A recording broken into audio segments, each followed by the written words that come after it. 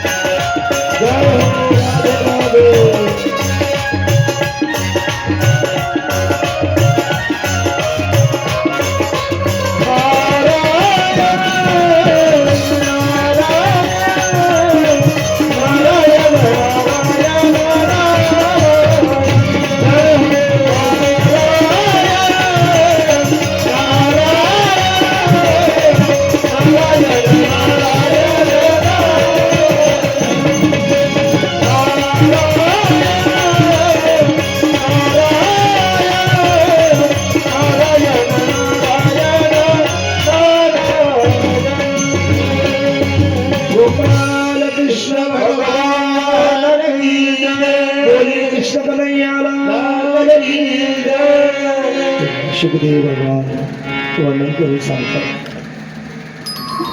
सद्गुरूने सांगितलं साधक आणि ऋषीने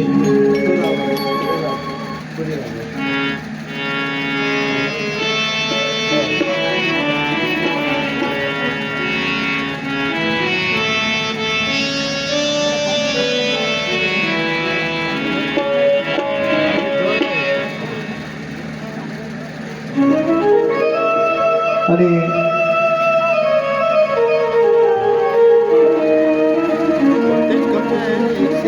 दोघांनाही जंगलात जाण्यासाठी सांगितलं. जात असताना थोडीफार तिने सुदामजी जवळ दिले. सुदामा भूक जर लागली तर दोघे वाटून खा. हो म्हटलं आणि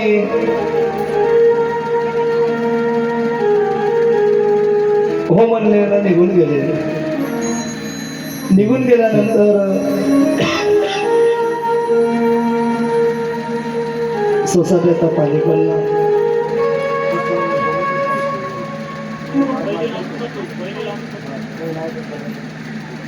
पुढे झाला पुढी पुढी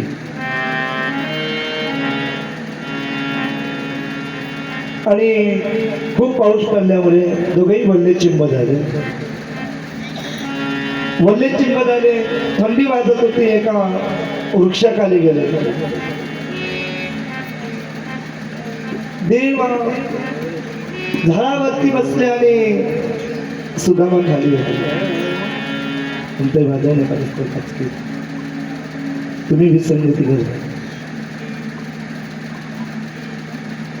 ज्या रागाची रागाला माहिती त्या रागावर विशेष बोलताय. समजा बारशाच्या कार्यक्रमात तिरवीचे जर गाणे गाव तुम्हाला जमल का? रागाची माहिती करून घेत चालू असं. आणि हा त्यांच्याकडे जाऊ. सुदाम्याने खिशातल्या काळावर एक एक एक एक चुन्याचे गाणं असे खात होते. भगवंताने वरून पाहिलं. खाली उतरले. विचारलं म्हणे सुदामा तू का खातो रे म्हणे एकटा. सुदाम्याने खोटं बोललं. देवा काही खात नाही म्हणे. आता थंडीमध्ये आपण दोघंही वल्ले चिंब झालो. वल्ले झाल्यामुळे थंडी वाजत आहे. थंडी वाजल्यामुळे दातांचा आवाज येतो म्हणे कटकट. असं काही खा नाही. काही शंका धरू नको. खोटं बोललं खोटं बोलल्याचं पाप 18 विश्व दारिद्र्यता प्राप्त झालं. एक खोटं बोलणे नाही. आपण तर इरातून कितीतरी वेळा खोटं बोलतो. अरे याचा मोबदला किती मिळेल? एक खोटं बोलल्याचा श्राप मिळाला. 18 विश्व दारिद्र्यता प्राप्त झाला आणि दोघेही कार्याचे मोडे घेतले.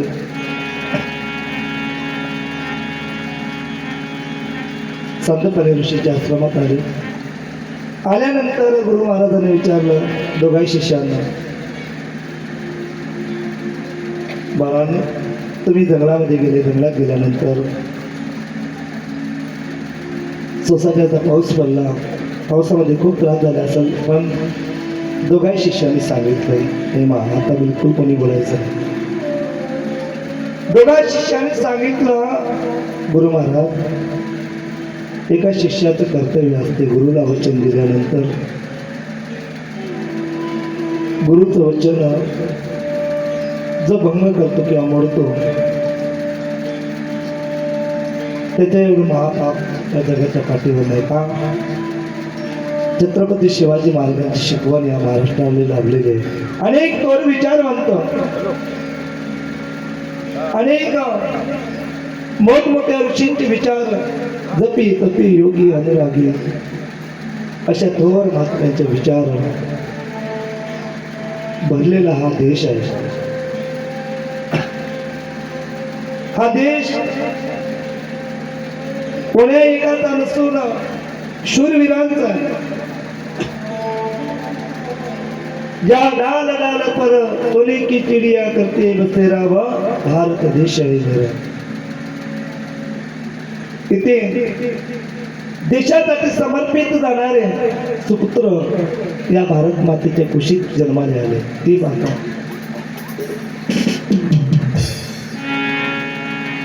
म्हणून म्हणायचं आता प्रमाण मध्ये तर त्या पवित्र देशात, त्या पवित्र मातेत तिथे एका वृक्षांची पूजा होते, मातेची पूजा होते, दगडाची पूजा होते. ते सनातन धर्म, हा सनातन धर्म श्रेष्ठ आहे आणि याच्यामध्ये सगळ्यांना मान आहे. हे शिकवण पूर्वजांनी दिलेली आहे. भगवंतांनी सांगितलं, गुरु महाराज, गुरुचं वचन एका इतिहासामध्ये कधीतरी शिकले असेल. 4थ्या वर्गाला एक धडा होता. पूर्वी गड आला पण सिंह गेला. त्याचं इकडलं प्रकाशन पाहतं धड्याचं. का नाव पडलं? अगोदर तानाजी मालुसरेचा मुलगा, त्याचा एकुलता एक मुलगा राहिबा, त्याचं लग्न जुळलं. लग्नाची पत्रिका घेऊन जिजाऊबाई साहेब आणि छत्रपती शिवाजी महाराजांना निमंत्रित करण्यासाठी तानाजी मालुसरे गेले असता जिजाऊबाई साहेबांनी सांगितलं, तानाजी, आम्ही स्वतः लग्नाला येऊ शकणार नाही. असं म्हटल्याबरोबर जिजाऊबाई साहेबांच्या चरणावर नतमस्तक झाले. आई साहेब, तुम्ही जर नाही आले तर त्या लग्न मंडपाला शोभा येणार नाही येण्याचं कारण विचारलं. तेव्हा जिजाऊबाई साहेबांनी सांगितलं, तानाजी, अनेक वर्षापासून माझ्या मनात एक गोष्ट आहे. अनेक किल्ले मिळवले, परंतु जोपर्यंत कोणाला जिंकणार नाही तोपर्यंत मला समाधान नाही. तानाजीने सांगितलं, आधी लग्न कोणाल्याचे मग रायबाचं. आपण असं म्हणलं असतं का? समजा एखाद्या मुलीचं किंवा मुलाचं लग्न आहे, गुरुनं सांगितलं 4 दिवस ये शेतामध्ये राहा, ढोड्यात जाऊ दे गुरु म्हणून आमचं नाव फक्त तिरवीच्या पत्रिकेत एखाद्या भावाच्या मुलीचं असेल, ते दोघं भावाचं पटत असेल तर नाव टाकते, अन्यथा नाव टाकत नाही. एक मतदानाच्या लिस्टमध्ये काही रामायणात महाभारत तर येणार नाही. का? आमचे कर्तव्य तेवढे राहिलेले नाही. दिलेलं वचन पूर्तीत नेलं. एकुलता एक मुलाचं लग्न वाचून येऊन तर लग्न करू, नाही तर तुम्ही लग्न करा, मी अगोदर कोणाला लग्न लावेल. गुरुला वचन देऊन तानाजी गेला. सुंदर कथा आहे, सगळ्यांना ज्ञात आहे. तो तिथे मरण पावला. त्या गडाला नाव दिलं तानाजी गेला. गड आला पण सिंह गेला. का तर गुरुला वचन दिलेलं होतं. असं त्यांना येऊ द्या. तर त्याप्रमाणे आता शिक्षण परिपूर्णता झालं. शिक्षण परिपूर्णता झाल्यानंतर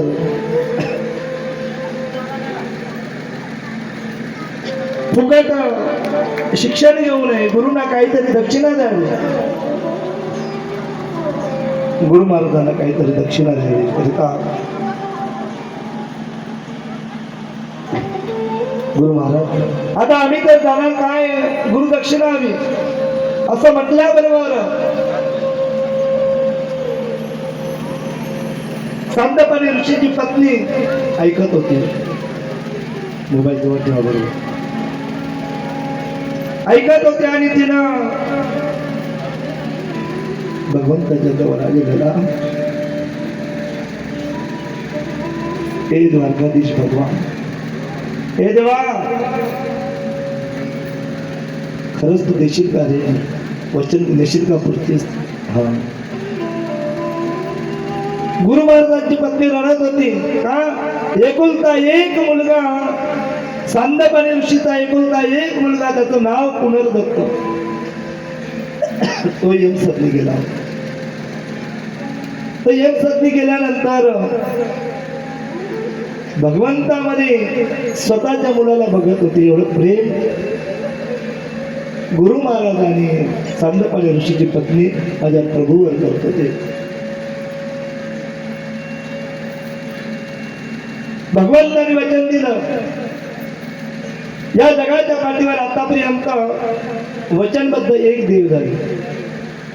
गुरु महाराज एकुलता एक मुलगा तुमचा यम सदनी गेला, तो परत आणून देण्याचं कार्य माझ्याकडे द्या. शपथ घेतली आणि भगवंत यम सदनापर्यंत जातात. कारण जिवंत माणसाला यम दरबारामध्ये जाता येत नाही. तिथे जाण्याची अनुमती फक्त ज्याचा पुरला असेल, ज्याला तो घेऊन गेला असेल, तो तिथे जाऊ शकतो. जिवंत व्यक्ती तिथे जाता येत नाही. भगवंताने ठरवलं, आता आपण वचन दिलेलं आहे आणि त्या यम दरबारामधून पुनर्दत्ताचा प्राण वापस आणून देऊया. यम सदनात गेल्यानंतर यमाचे धागे दोरे धरून गेले. का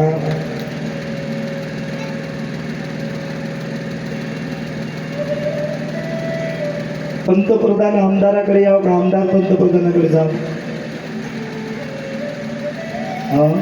हो मग आमदारांनी पंतप्रधानाकडे जावं का पंतप्रधानांनी आमदाराकडे यावं? कोण कोणाकडे गेलं पाहिजे? आमदारांनी पंतप्रधानाकडे जावं. पण इथं उरपाट झालं, एम जनांनी गेला. का जगाच्या माझ्या काळात माझ्या सदनामध्ये येतो काहीतरी झालं. चित्रगुप्ताला बोलवलं. चित्रगुप्ता अरे दप्तर घेऊन ये लवकर. चित्रगुप्ताने पूर्ण टेशन डायऱ्या रोजच्या उघडल्या. चित्रगुप्ता भगवान कृष्ण परमात्मा गुरुला वचनबद्ध झाले. एकुलता एक मुलगा पुनर्दत्त, त्याचा प्राण वापस करून दिला पाहिजे. खुलून पाहते तर त्याची नोंद झाली नव्हती. का हा नदीत पोहण्यासाठी गेला होता. एका शंकाचूर नावाच्या दानवांनी त्याला भिडून घेतलं होतं.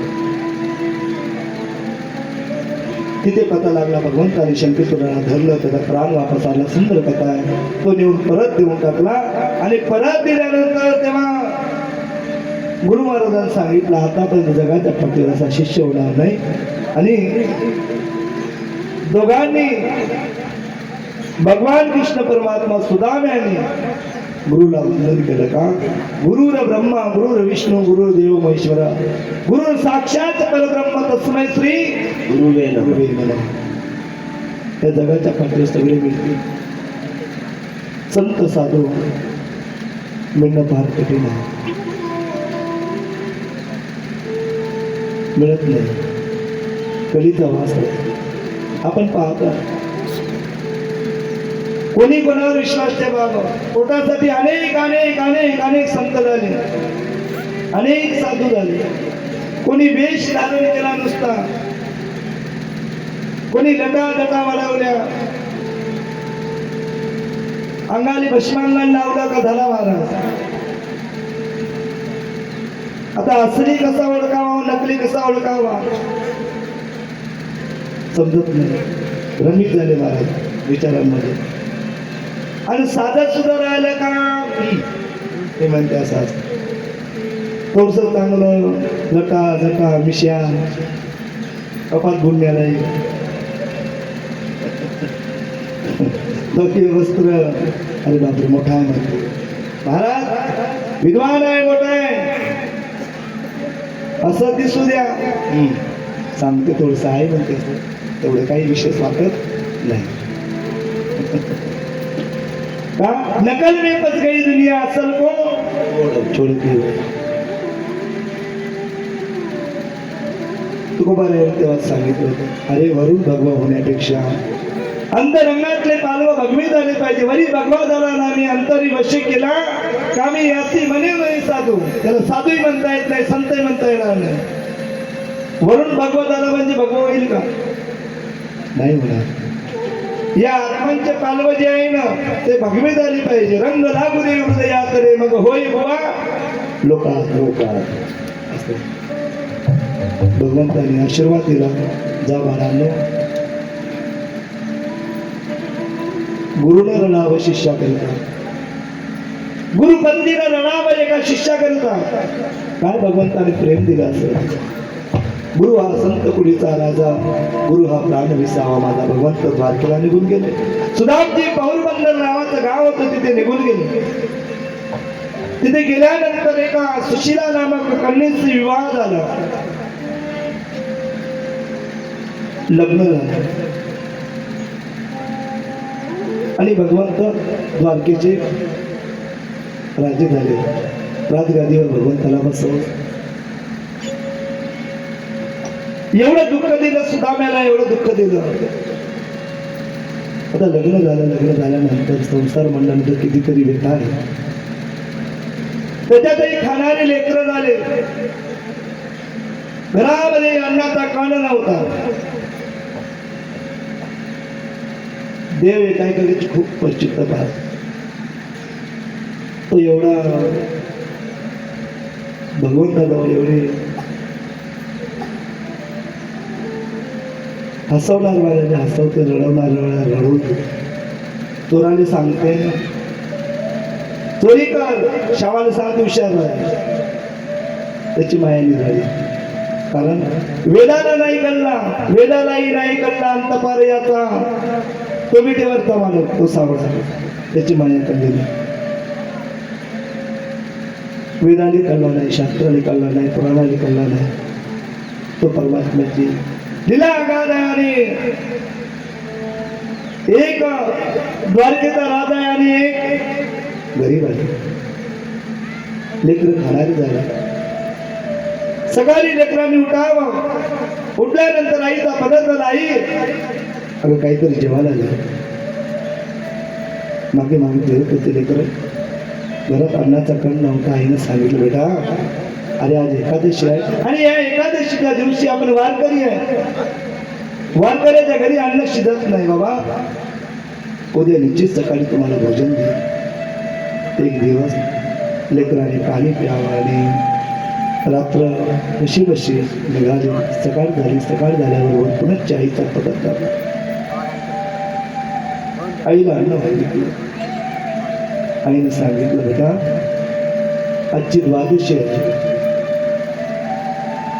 द्वादशीला सुद्धा आपण वैष्णव आहे, आपण जेवण नये. अशी सांगत होती. त्या लेकरांना काय माहिती एकादशी द्वादशी काय करत होती, पण आईने असं सांगितलं नाही का घरामध्ये आणलं नाही. असे 3-4 दिवस लोटून गेले. पाणी पिऊन लहान लेकरं राहायचे. एखाद्या चिमणी पाकड्यासारखे वाट पाहत होते.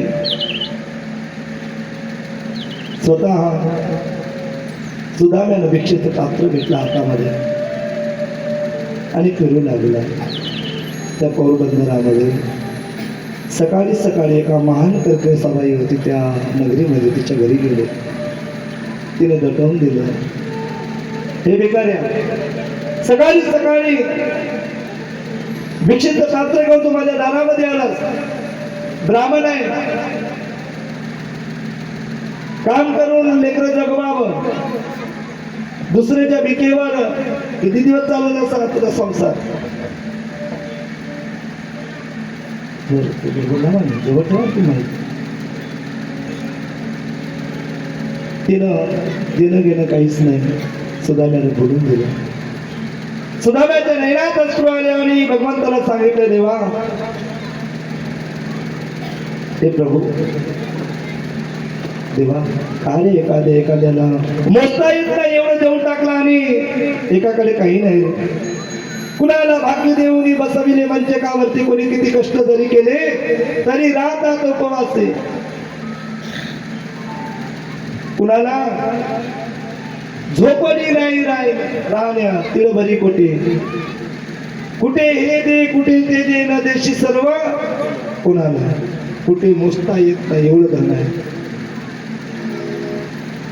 एकीकडे पाहायला मिळत नाही, किती तफावत आहे. ही सर्व लीला त्या भगवंताची आहे, ती त्याची माया आहे सर्व.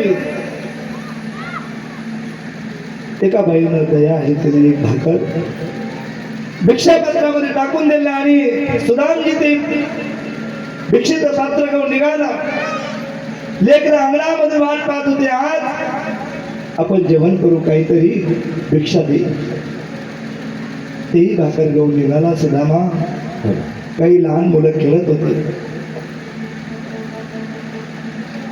आणि त्या लहान लेकराच्या खेळण्यामध्ये अंगाला धक्का लागला. सुदाम्याच्या भिक्षेचं टोपलं खाली पडलं.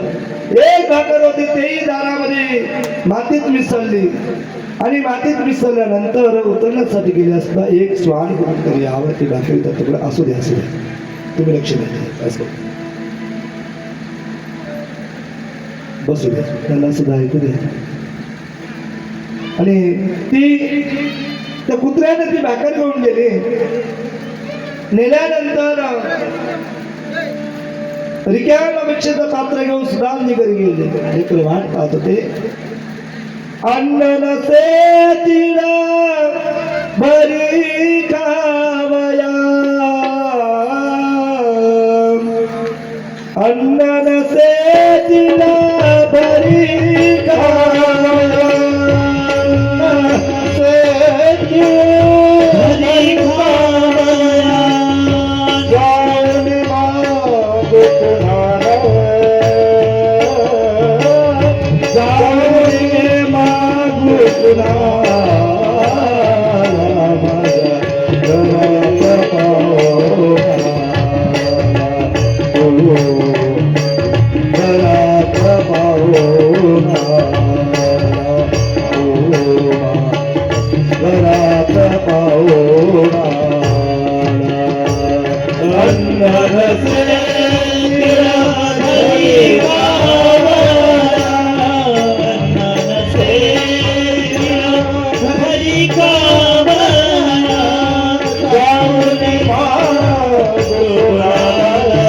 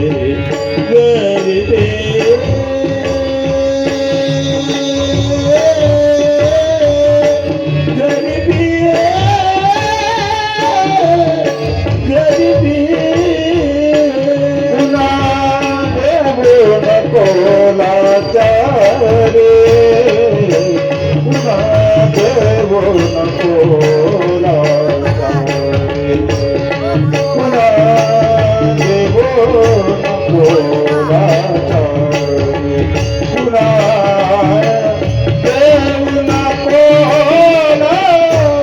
चाळे भगवंताला विनंती केली गरीबी गरीबी पुन्हा देऊ नको लाचारी हे गिरिधर हे जगत को संभालने वाले प्रभु हे देवा तो स्वत लावून तेव्हा जोडे माईक तर वळून देवा देवा अरे ज्या ज्या वेळेला दुःख आलं ना देवा त्या वेळेला धावून आलास हे परमात्म्या हे गया गणन देवा ज्या वेळेला द्रौपदीला दुःख आलं देवा धावून आला रे आज 4 दिवस झाले भगवंता माझे चिमणी पाखरासारखे लेकर उपवास आहे आणि अन्नाचा कान घरामध्ये नाही हे प्रभू हे देवा धावून रे कुठं लपला देवा माझ्यासाठी सुदामजीनं भगवंताला प्रार्थना केली धावरी गोविंदा श्रीकृष्ण मुकुंद देवा धावरी धाव माझ्यासाठी धावून ये देवा धाव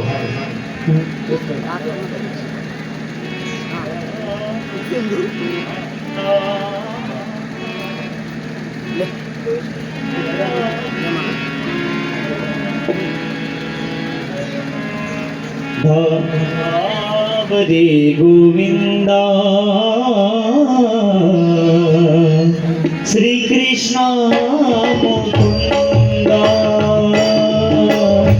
धावरे गोविंदा